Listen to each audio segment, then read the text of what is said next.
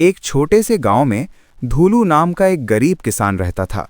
उसकी जिंदगी का सहारा सिर्फ उसका छोटा सा खेत था। उसी खेत की फसल बेचकर वो अपने परिवार का पेट पालता था। एक साल रामू ने बहुत मेहनत से अपने खेत में गेहूं की फसल बोई। दिन रात मेहनत करके उसने खेत को हरा भरा बना दिया। जब फसल पकने ही वाली थी, तभी एक अजीब घटना होने लगी। हर सुबह रामू देखता कि उसकी फसल का एक हिस्सा बर्बाद हो जाता है। पौधे टूटे हुए रहते, कुछ जमीन पर गिरे होते। रामू बहुत परेशान हो गया।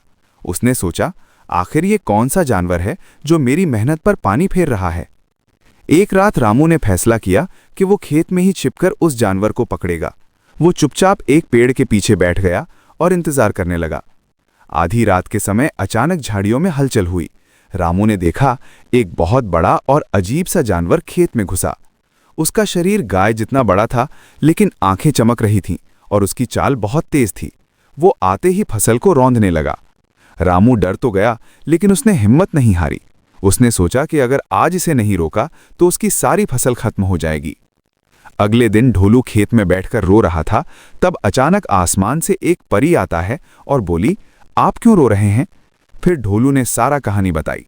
फिर परी ने बोला, आप चिंता मत करो, मैं जैसे बोलता हूं ठीक ऐसी ही करना।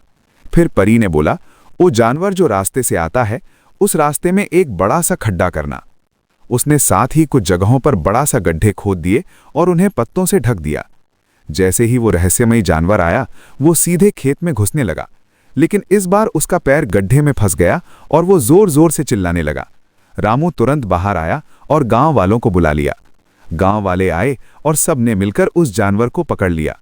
ध्यान से देखने पर पता चला कि वो कोई जादुई प्राणी नहीं, बल्कि जंगल से भटका हुआ एक बड़ा जंगली सांड था।